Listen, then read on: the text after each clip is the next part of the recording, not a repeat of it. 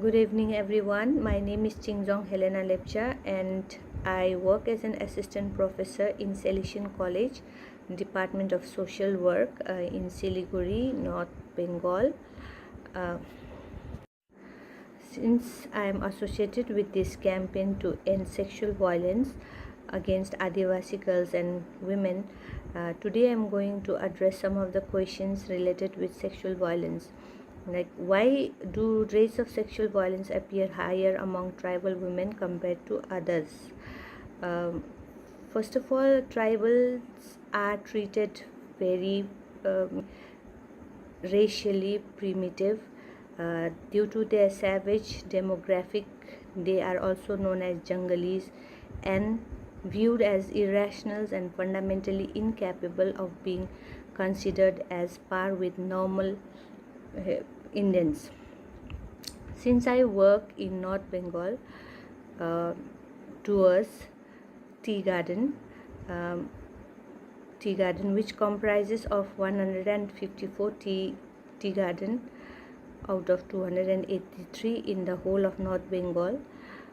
Most of the people who are working in the tea garden are tribal who have been migrated from Jharkhand and Uttar Pradesh, and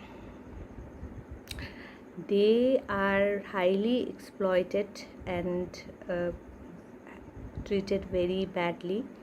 They have been living in deplorable living conditions since they migrated and are suffering from poverty. The places where the sexual harassment takes place against women are both inside and outside of the tea garden. While these women are already disadvantaged by their deplorable social economic condition, their lack of awareness put them at great risk of sexual harassment and violence at workplace. They have absolute no power or negotiation capacity in situation of violence. Their vulnerability is also exacerbated due to their marginalized status within their homes. Most of them do not enjoy control over their income. They have no rights over their hereditary property and are physically and mentally exploited by their husband, family members, and real estate managers. They are called at odd hours to work in a tea garden. They are requested for sexual favors, physical touch, and physical proximity. Rarely understood as violations of the right to bodily integrity of an individual, but it routinely associated with the honor of family and the community. Perpetrators responsible for sexual violence are both inside and outside of the tea garden. Both outside and the real estate manager is always seeking sexual favor, and there are many cases of sexual violence which is reported, but later the victim withdrew the cases in the fear of losing the job, because working in a tea garden is the only source of income of the family. They are called to work odd hours, and both inside and outside the tea garden the women are very unsafe and vulnerable to the form of sexual violence, especially when it comes to the workplace. The real estate managers or the head is always seeking sexual favor, and there are many reported cases against the state managers, but later the victim withdrew the cases in the fear of losing the job, as it is the only source of income of the family. They are called odd out during the odd hours to work.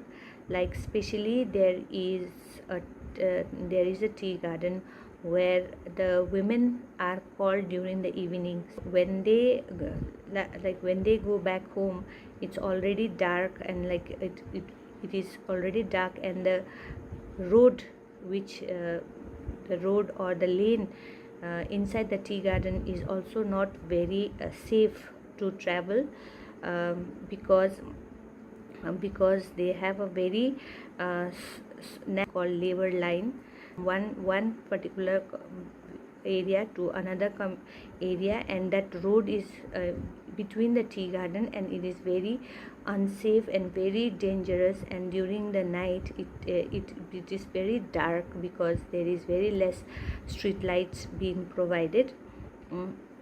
And particularly in our nearby these roads, the men and the young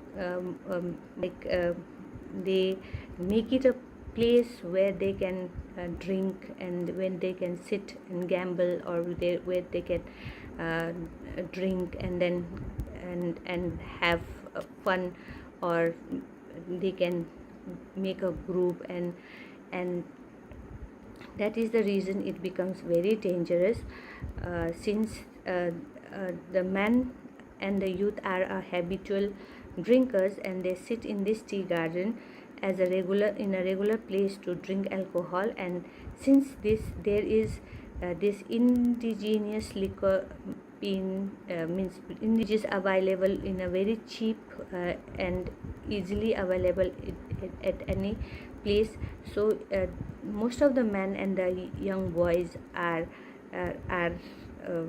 always gathering around the tea gardens. That makes it very dangerous for the girls and the women to travel. What are the system challenges tribal women face? There is no formal system of justice to properly address the issue. I think the community is more patriarchal, means the society is more patriarchal, which makes it very difficult for the women to go against the society, and even if they decide to go against this, they are always scared to lose their cultural identity.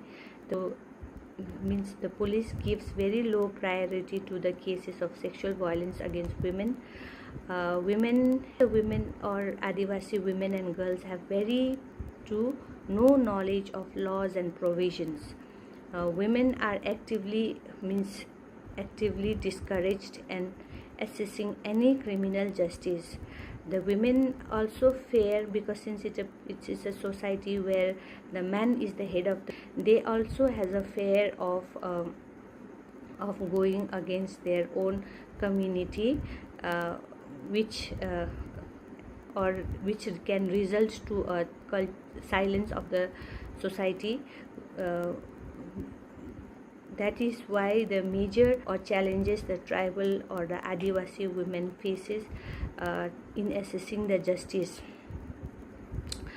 Support, when we talk about the support for the survival, I think the duty of readdressal of sexual violence lies within the state, which is to be operationalized through strong institution. There should be a strong legal mechanism in case of sexual violence, and also seeking and experiencing justice through a strong legal mechanism. Justice system, that is, there should be a justice system that is readily available, easily accessible, of a very good quality, and having the accountability. There is a huge role of local government, community groups, young men, women and men, all they all play a very vital role in successful and sustainable prevention of sexual violence. The community people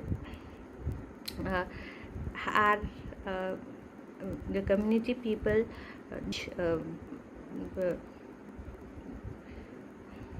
The civil society organization contribute to addressing sexual violence against tribal. Can an end to sexual violence tribal be achieved? It is inevitable. It can be prevented. Silent. It can be definitely be achieved.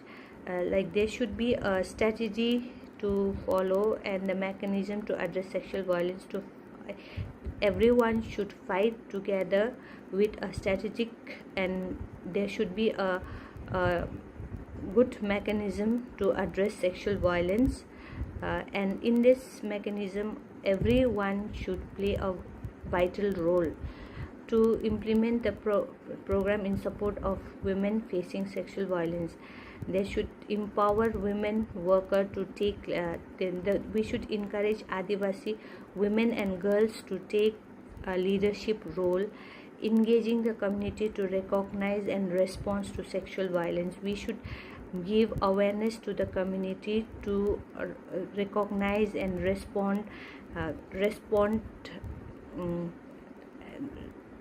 recognize and immediately respond to sexual violence, which can lead to a safer place for the women in tea garden. What are the measures necessary to safeguard the rights of tribal women and girls? I think workshops and trainings and capacity building training should be provided to the women and girls on laws and policies. Very important.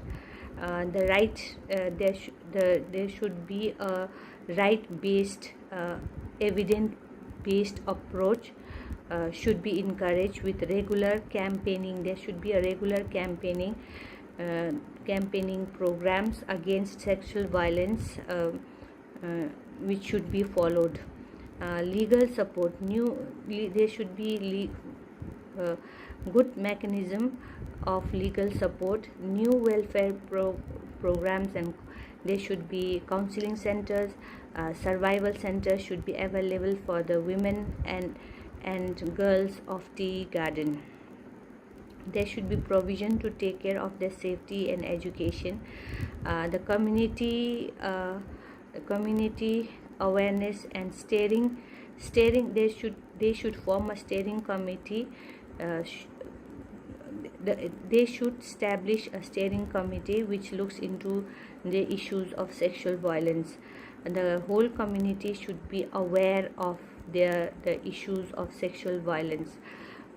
Community mobilization program for respectful relationship and gender equality should continue and focus more on safety and education of women and girls in tea garden. More welfare program focusing only on the girls and the women of tea garden. More organization like NGOs with collaboration, cooperation and partnership should come forward to support the tribal or the adivasi girls and women against sexual violence, especially providing them and guiding them for quality education. There should be an in-depth research in terms of